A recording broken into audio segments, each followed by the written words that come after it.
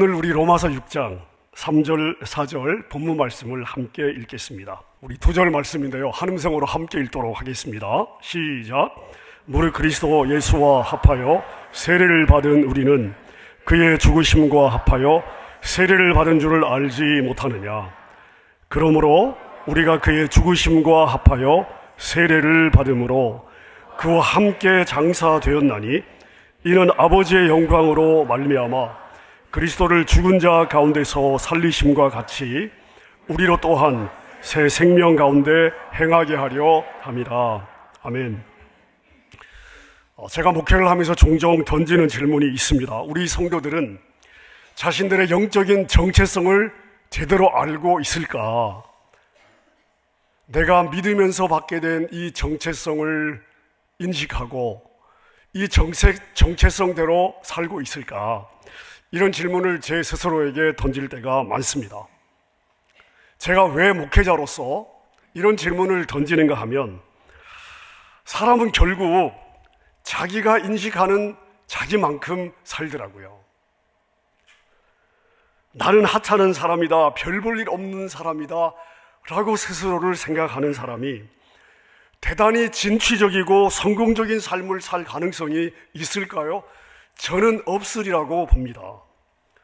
많은 성도들이 그럼에도 불구하고 자신이 누구인지를 모르고 살아가고 있습니다. 예수님을 믿는다고 하면서도 하나님의 자녀라고 고백을 하고 있으면서도 불구하고 막상 죄의 유혹이 오거나 어려움을 만나 고난 앞에 서면 나는 죄인입니다, 나는 연약합니다, 나는 어쩔 수 없습니다, 인간인 자기 자신의 여력과 상황만을 보며 패배감을 가지고 살아가는 경우들을 많이 보게 되는데요, 저는 이것이 성도들의 위기다. 먼저 내가 누구인지를 알아야 되고, 그리고 그 신분에 걸맞는 삶을 우리가 살아내야 되는 거죠. 여러분, 우리에게 새로운 정체성을 주시고 새로운 신분을 주시고 새로운 존재로 만들어주신 아버지께서, 아버지가 주신 그 정체성을 깨달으려고 하지도 않고 인식하려고도 하지 않고 믿으려고도 하지 않고 예전의 그대로 자기의 옛적 정체성을 가지고 자신의 여력만을 가지고 살려고 한다면, 여러분, 그것을 보는 아버지의 마음이 참으로 답답하고 안타깝지 않을까 싶습니다. 오늘 우리가 읽은 로마서 6장 말씀을 보면 3절에서 바울 사도가 우리에게 이렇게 질문을 하고 있습니다. 너희는 알지 못하느냐? 너희는 알지 못하느냐? 자, 바울 사도는 지금 우리에게 더 열심히 노력해라, 더 착하게 살아라, 이렇게 다그치고 있지 않습니다. 바울 사도는 우리에게 내가 누구인지 알지 못하느냐? 여러분, 이것은 새로운 정체성이 당연하다는 것을 전제하고 그것을 아는지 모르는지를 질문하는 질문이죠. 우리의 정체성을 물어보고 있는 것입니다. 자, 여러분은 여러분이 누구인지를 알고 계십니까? 자, 예수님을 믿는다는 것은 내가 단순히 교회에 출석하는 것을 의미하지 않습니다. 교회 어떤 분야에서 내가 몸으로 섬기는 것만을 의미하지 않습니다. 내가 예수님을 믿는다는 것은요, 나의 신분이 우주 통치자 창조주이신 하나님의 자녀로 새로운 존재, 새로운 신분을 받았다는 것이고요, 지금까지 내가 땅에 속한 자로 살았지만 그 하나님께 속했다는 것을 의미하는 것이죠. 자, 오늘 우리가 읽은 짧은 2절 안에 하나님이 우리에게 주시는 새로운 정체성이 있습니다. 그 정체성을 한번 묵상을 하겠습니다. 자, 본문이 말하는 첫 번째 정체성은 뭐냐? 자, 오늘 본문 3절에 있습니다. 3절 우리 같이 읽겠습니다. 시작. 무릇 그리스도 예수와 합하여 세례를 받은 우리는 그의 죽으심과 합하여 세례를 받은 줄을 알지 못하느냐? 자, 예수님을 믿는다는 거, 이게 무엇을 의미하느냐? 첫 번째 의미는요, 예수 그리스도와의 연합입니다. 예수 그리스도와 유나이티드 됐다는 거예요. 자, 그래서 바울 사도는 우리가 예수 그리스도와 합하여 세례를 받았다, 예수 그리스도와 함께 십자가에서 죽었다는 것입니다.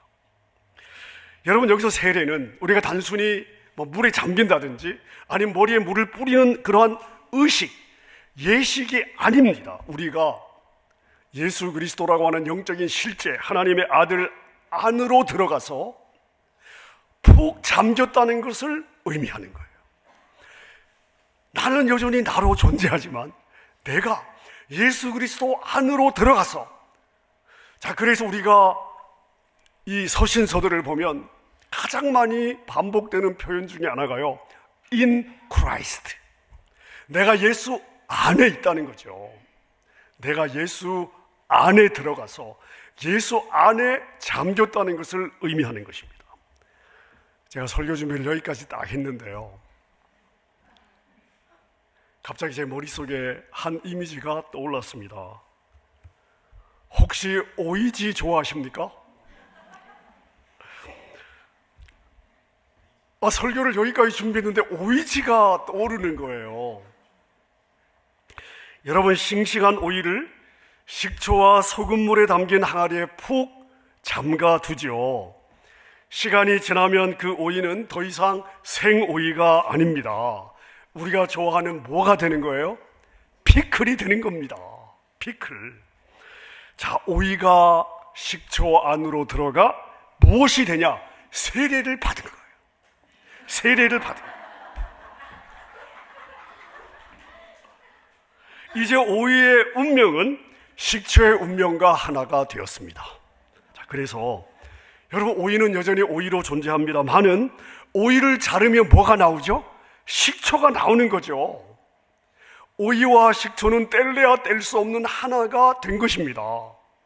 이게 연합이에요. 여러분, 우리가 예수님을 믿을 때 우리는 그리스도 안으로 잠긴 거예요. 그래서 내가 믿을 때 나도 예수님과 함께 법적으로, 영적으로 함께 예수 그리스도와 함께 죽은 것입니다. 자, 제가 여러분 이 연합의 신비를, 결혼을 한번 예를 들어 설명해 보겠습니다. 어떤 여인이 산더미 같은 빚을 가지고 있었습니다. 가정해 보는 거예요. 매일 빚쟁이들이 찾아와서 문을 두드리고 협박을 하죠. 그녀의 인생은 두려움과 도망침의 연속입니다. 자, 그녀의 정체성은 뭐냐? 빚진 자예요. 도망자입니다. 자, 그런데 어느 날 그 나라의 왕자가 이 여인을 사랑하게 되어 청혼을 하였습니다. 이 여인이 이 청혼을 받아들이고 결혼 서약을 하는 순간 놀라운 변화가 일어나죠.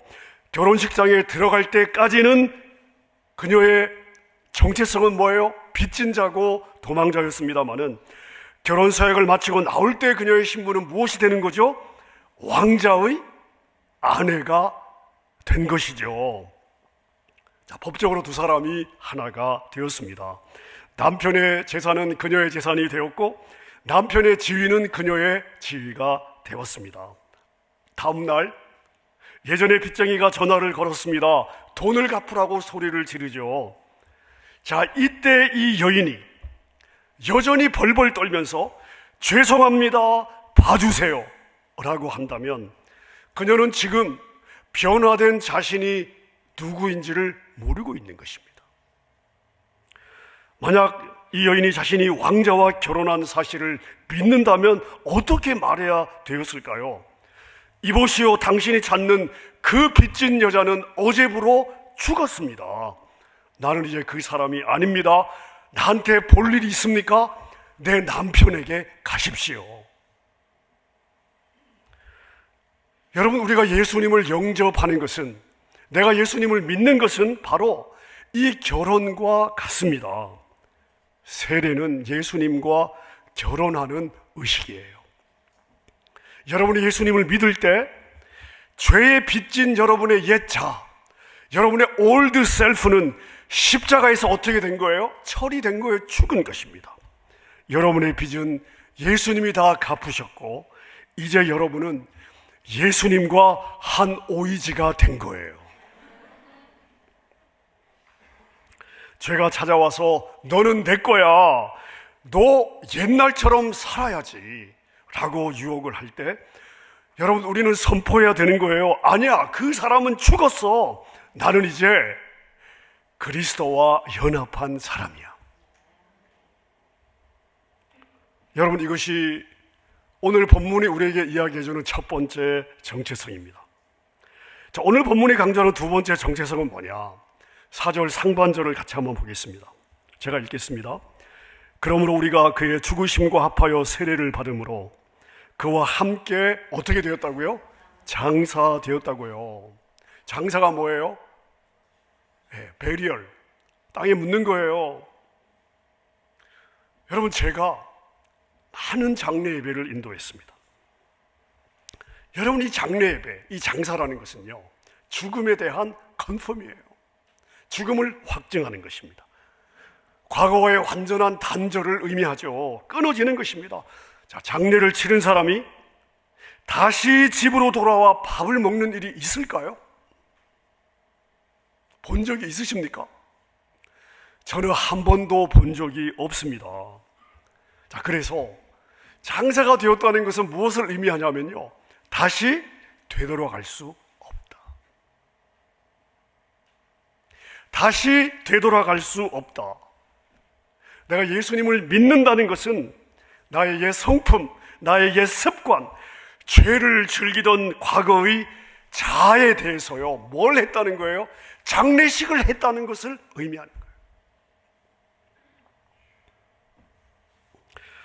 한국 교회사의 코리안 히스토리에서 이 진리를 가장 잘 보여주는 한 명의 우리 믿음의 선배가 있습니다. 바로 김익두 목사님의 이야기였는데요. 이 김익두, 이분은 황해도에서 아주 유명한 깡패였습니다. 김익두는 예수님을 믿기 전에 안악골의 호랑이, 아마 살던 동네 같은데요, 안악골의 호랑이라고 불리던 천하의 불량배였습니다. 요즘 같으면 아주 악질스러운 조폭이었던 거죠. 장날이 되면 술에 취해 상인들의 물건을 부수고 지나가는 사람들을 이유 없이 때리고 돈을 뜯어냈습니다. 사람들은 김익두만 보면 벌벌 떨며 피했고요. 김익두가 죽어야 우리가 숨을 좀 쉬지 라고 말할 정도였습니다. 그러던 그가 윌리엄 스왈런 선교사님이 전한 복음을 듣고 고꾸라졌습니다.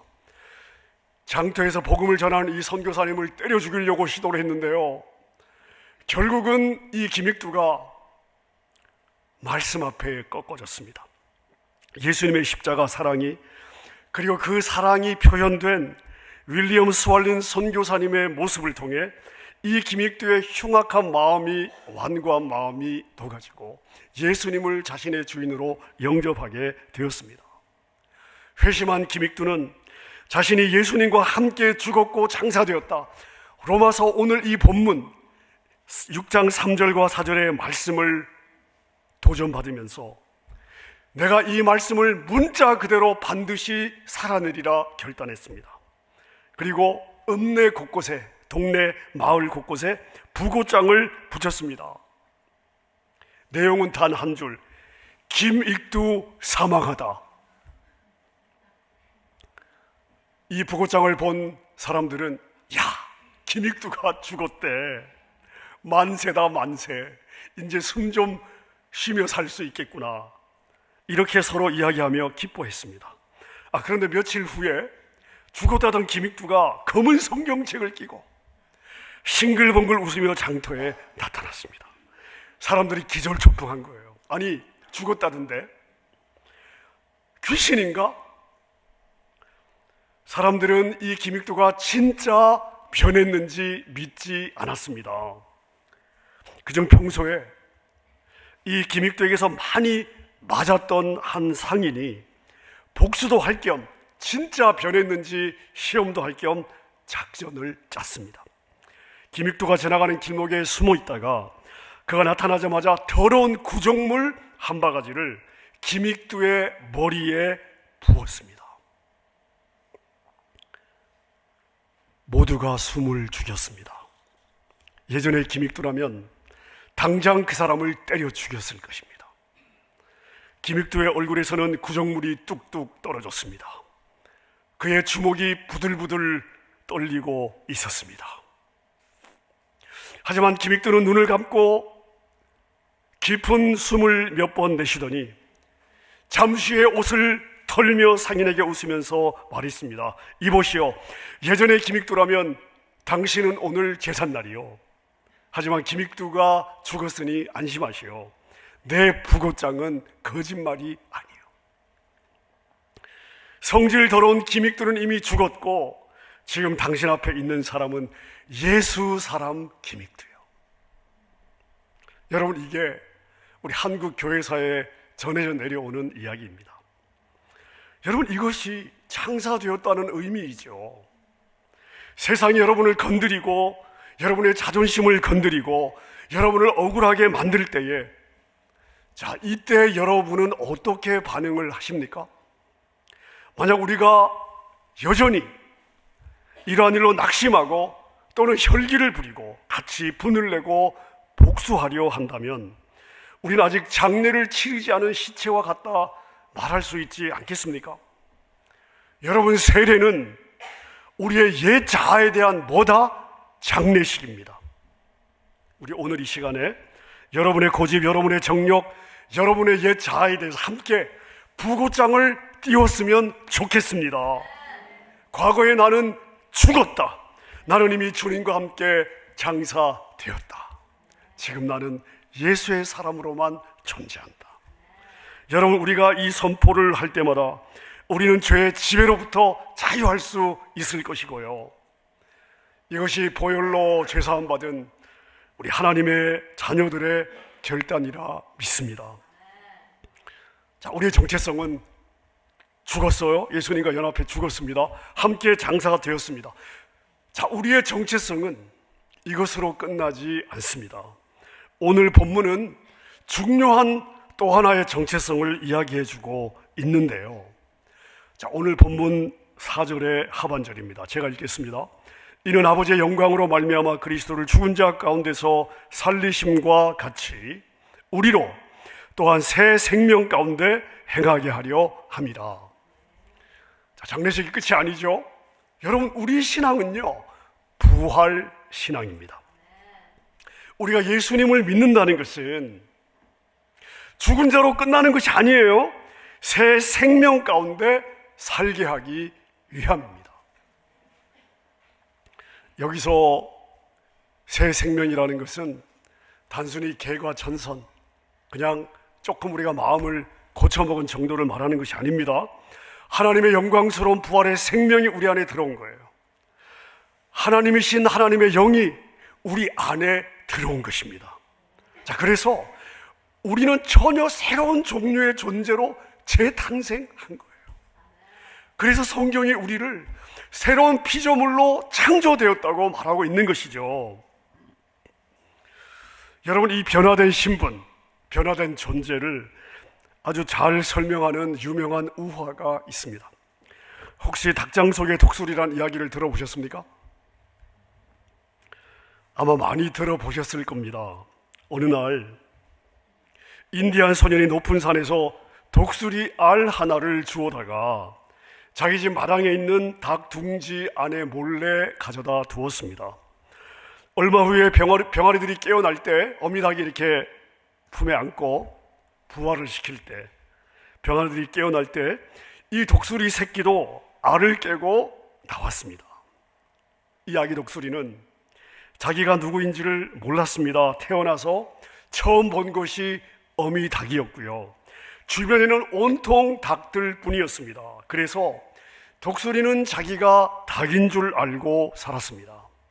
닭처럼 행동을 했습니다. 날카로운 발톱으로 땅을 파헤쳐 지렁이를 잡아먹고 꼿꼿해거리며 울려고 애를 썼습니다. 날개가 있었지만 닭들이 푸드덕거리며 담장을 겨우 넘는 것을 보면서 자기도 몇 미터 이상을 날려고 시도조차 하지 않았습니다. 세월이 흘렀습니다. 그러던 어느 날 하늘을 올려다보니까 거대한 새 한 마리가 날개를 펴고 바람을 타며 창공을 유유히 비행하고 있었습니다. 눈에 보이는 그 새는 날갯짓을 전혀 하지 않음에도 불구하고 구름 위를 떠다니는 것처럼 위험 있는 모습을 하고 날고 있었습니다. 이 독수리가 넋을 잃고 그 독수리를 바라보다가 옆에 있는 닭에게 물어보죠. 와, 저 새는 도대체 뭐야? 정말 너무 멋있다. 옆에 있던 닭이 대수롭지 않게 대답합니다. 아, 저거 독수리야. 새들의 왕이야. 하지만 꿈도 꾸지 말어. 너나 나나 우리는 평범한 닭이잖아. 그냥 땅에 있는 모이나 쪼아먹자고. 그 말을 들은 독수리는 고개를 끄덕이며 다시 땅을 파헤쳤습니다. 그리고 결국 자신이 독수리인 줄 평생 알지 못하고 닭으로 살다가 닭으로 죽습니다. 여러분, 이것이 닭장 속의 독수리란 우화의 내용입니다. 여러분, 그냥 우화예요. 독수리의 이야기라면 그냥 우리가 흘려 지나 버릴 수도 있습니다. 독수리의 입장에서는 얼마나 비극적인 운명입니까? 여러분, 저는 이것이 오늘 저와 여러분들이 속고 있는 우리의 모습이 아닐까 싶습니다. 하나님은 예수 그리스도의 생명을 통해 하나님의 영을 우리 안에 주셔서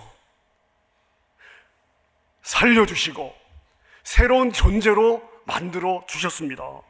독수리의 생명을 주신 거예요. 우리는 죄와 사망의 법을 이기고 창공을 날아오를 수 있는 존재가 되었습니다. 그러한 능력이 이미 우리에게 있습니다. 하지만 우리는 여전히 사단의 거짓말에 속아 살고 있어요. 너는 어쩔 수 없는 죄인이야. 너의 배경을 봐봐. 네가 뭘 할 수 있겠어? 너는 중독에서 벗어날 수 없어. 너 성격이 어디 가겠어? 그냥 닭처럼 살면 되는 거야. 그래서 우리는 땅만 쳐다보면서 잠시의 세상의 쾌락과 만족이라고 하는 지렁이를 찾아 헤매고 있지 않습니까? 날개가 있는데도 날려고 시도조차 하지 않습니다. 여러분, 새 생명 가운데 행하라는 이 로마서 6장의 말씀은요, 너는 닭이 아니다. 너는 독수리다. 날개치며 올라가라. 너의 신분에 맞게 날아가라. 라고 하는 도전의 말씀입니다. 죄의 유혹이 올 때 나는 땅바닥의 것을 먹는 존재가 아니다. 나는 하늘에 속한 자다. 여러분, 우리가 선포해야 되는 거예요. 우리의 진짜 정체성을 자각하고 정체성대로 살아야 되는 거죠. 부활의 능력이, 하나님의 능력이, 하나님의 영이 이미 우리 안에 있습니다. 우리는 날 수 있어요. 창공을 향해 날아가야 되는 것입니다. 말씀을 정리하겠습니다. 여러분, 예수님을 믿는다는 것은 무엇인가? 오늘 본문은 세 가지를 이야기하고 있어요. 첫째는 뭐예요? 십자가에서 예수님과 연합하여 죽었다는 거예요. 빚진 자의 신분은 끝났다는 것입니다. 여러분, 죄가, 사단이 나에게 아무런 법적인 권리가 없습니다. 둘째는 뭐죠? 나는 옛 자아에 대해 장례를 이미 치렀습니다. 나는 매장된 거예요. 기믹도처럼 부고장을 써야 하는 것입니다. 셋째는 무엇입니까? 내 안에 부활의 생명이 있습니다. 나는 새로운 존재로 다시 재창조되었습니다. 여러분, 나는 더 이상 닭이 아니에요. 독수리입니다. 사랑하는 부모님들, 여러분은 여러분 자신을 어떤 존재로 인식하십니까? 나는 예전에 닭이었지만 지금은 독수리다. 여러분 부모님들이 하나님이 여러분에게 주신 이 새로운 정체성을 붙잡지 않는 한 여러분의 자녀들이 자신들에게 주어진 새로운 정체성을 붙잡을 수 있을까요? 여러분, 제가 이민 교회를 38년을 섬기고 있으면서 제 첫 사역이 시드니에서 대학생 사역이었습니다. 그 사역으로 1.5세, 2세 이민자들의 자녀를 섬기면서 제 안에 가장 부대꼈던 것들이 있습니다. 그 당시 저는 20대 중반이었습니다. 20대 초반 중반에 대학생들을 섬기면서 그 부모님들 안에 제 마음이 부대꼈던 것은 뭐냐? 하나님께서 호랑이 새끼를 주셨는데 부모들은 자기 자녀들을 고양이 새끼로 키우는구나. 여러분, 38년 전에 제가 부대꼈던 거예요. 그래서 그 모습을 보면서 제 첫 번째 사역의 현장에서 호랑이 새끼를 받아 고양이 새끼로 키우는 많은 믿음의 부모라고 하는 성도들의 모습을 보면서 저는 교회가 뭘 해야 되냐? 학교를 해야 되겠구나. 자녀들을 너는 고양이 새끼가 아니라 호랑이다 라고 말해줄 수 있는, 그것을 자기의 삶에서 체험하고 새로운 정체성을 심어줄 수 있는 목회자를 키워내야 되겠구나. 과연 부모들에게 소망이 있냐? 그래서 제가 하나님께 소원했던 게 바로 MTS와 학교 사역이에요. 부모님들, 여러분 어떠십니까? 여러분의 자녀들 안에 하나님이 호랑이 새끼로 주신 닭이 아니라 독수리로 장국을 향해 날아갈 수 있는 존재로 주셨는데, 부모님들, 여러분들 질문해 보십시오. 여러분은 여러분의 자녀들의 무엇에 포커스를 두고 있습니까? 지식이요? 지식을 담을 그릇을 만들어줘야 지식이 담기고 그 그릇 안에 해석이 되고 자기의 삶에 적용이 되며 살아낼 수 있지 않겠습니까? 제가 보면 너무나 많은 부모님들이 지식에만 초점을 두는 것 같아요. 안타까울 때가 너무나 많습니다. 여러분, 그 지식으로 무장한 여러분의 자녀들, 이민자들의 자녀들이, 선배 이민자들이 자녀들을 그렇게 키운 10년, 20년, 30년 후의 그 자녀들의 삶을 보십시오. 지식으로 인생을 살아내는지.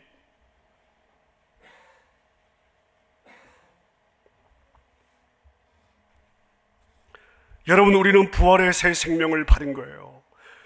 여러분, 예수님이, 하나님의 아들 예수님이 자기의 생명을 거시고 우리를 새로운 존재로 만들어 주신 거예요. 이걸 우리가 믿어드려야 예수님의 십자가가 가치가 있는 거 아닙니까?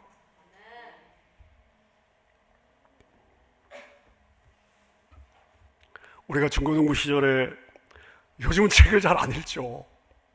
우리 중고등부 시절에는 열심히 책을 읽었습니다. 그때 읽었던 소설 중에 하나가 레미제라블이라고 하는 소설이고요. 자, 여기에 주인공이 누구죠? 주인공 장발장 들어보셨죠? 유명한 영화로도 나와 있습니다. 자, 여러분, 이 장발장은 전과자였는데요. 자, 전과자, 여러분은 이 전과자에 대한 어떤 인식을 가지고 있습니까? 마음이 편안하진 않겠죠. 세상은 이 장발장을 위험한 인물이요 범죄자로 규정했습니다. 그 자신도 세상을 증오하며 살았습니다. 그가 미리엘 주교의 은초대를 훔쳐 달아났다가 경찰에 붙잡혔을 때, 이 은초대가 성당에 있는 주교의 것이라는 것을 알고 있던 경찰은 이 장발장을 데리고 이 주교를 찾아오죠. 그는 감옥에 갈 운명이었습니다. 하지만 미리엘 주교는 경찰에게 어떻게 이야기를 합니까? 아니요, 이 은초대는 내가 장발장에게 준 선물이요. 아니, 그대는 왜 내가 준 더 좋은 은초대는 가져가지 않았어? 아, 경찰은 장발장이 훔친 게 아니구나, 주교가 준 거구나.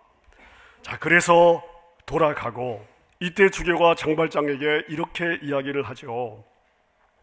장발장, 나의 형제요, 당신은 더 이상 악에 속하지 않고 선에 속한 사람이요, 나는 당신의 영혼을 샀소.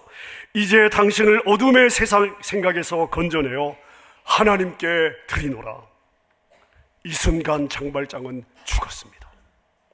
그리고 자선사업가 마들렌 시장이라는 새로운 존재로 새로운 생명이 태어났습니다. 이후에 장발장은 평생 그 은초대를 간직하며 죄의 유혹이 들어올 때마다 그 은초대를 바라보았습니다. 그것을 바라보면서 나는 누구인가? 내가 얼마나 비싼 대가를 치르고 오늘 이 자리에 왔는지를 생각했습니다. 그는 새 생명 가운데 행하는 삶을 살았습니다. 근데 여러분, 오늘 저와 여러분에게도 장발장이 늘 바라보면서 자신의 존재를 확인했던 은초 때가 있습니다. 내가 새로운 생명으로 살아내야 하는 존재인지를 확인시켜 주는 거죠. 우리는 이것을 볼 때마다 나는 누구인지를 매 순간 확인할 수 있습니다. 무엇입니까? 바로 예수 그리스도의 십자가예요. 여러분이 세상에서 넘어지려고 할 때, 세상의 유혹을 받을 때에, 또는 사단이 우리를 향해 너는 별 볼 일이 없어, 너는 죄인이야, 너는 안 돼 라고 참소할 때마다 여러분, 우리는 십자가 앞에 서야 돼요. 십자가 앞에 서야 됩니다. 십자가 앞에 서면 되는 거예요. 십자가를 바라보면 우리는 십자가 앞에서 내가 어떤 정체성으로 하나님께서 만들어 주셨는지를 확인할 수가 있습니다. 십자가에 무엇이 적혀 있을까요? 죄인 아무개가 아니에요. 하나님의 사랑받는 자녀 아무개. 너는 내 거다. 아멘입니까? 아멘. 여러분, 스스로를 죄에 대하여는 죽은 자요, 하나님께 대하여는 살아있는 자로 여기십시오. 아멘. 하나님 주신 새로운 정체성을 믿고 독수리처럼 믿음의 날개를 활짝 펴고 창공을 날아오르는 저와 여러분 되시기를 우리 주님의 이름으로 축원합니다. 함께 우리 찬양했으면 좋겠습니다. 우리의 믿음을 표현하는 찬양이 있습니다. 내가 그리스도와 함께 십자가에 못 박혔나니 그런즉 이제 내가 산 것이 아니요 오직 내 안에 예수께서 사시는 것이라. 이제 내가 육체 가운데 사는 것은 나를 사랑하사 자기 몸을 버리신 예수 위에 예수와 함께 사는 것이라. 아멘이죠. 우리 찬양 함께 고백하겠습니다. 내가 그리스도와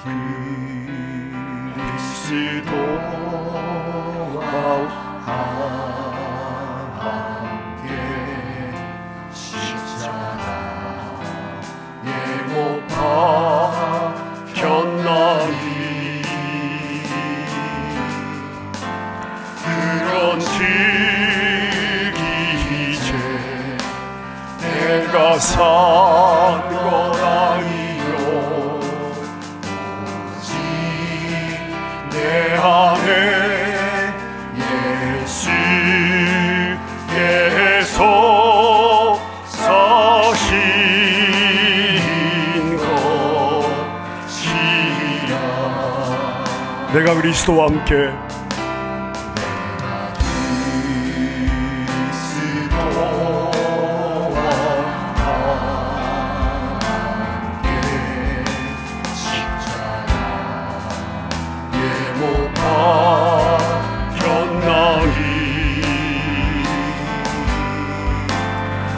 그런즉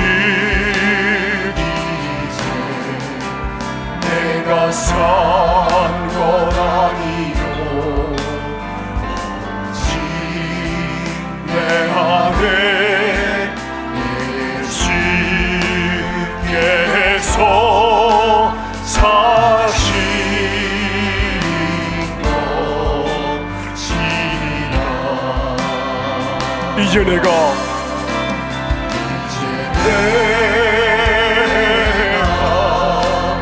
육체 가운데 사는 것은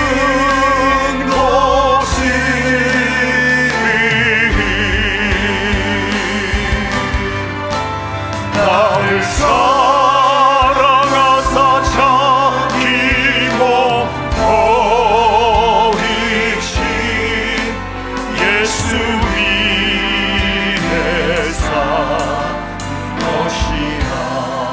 이제 내가 육체 가운데 이제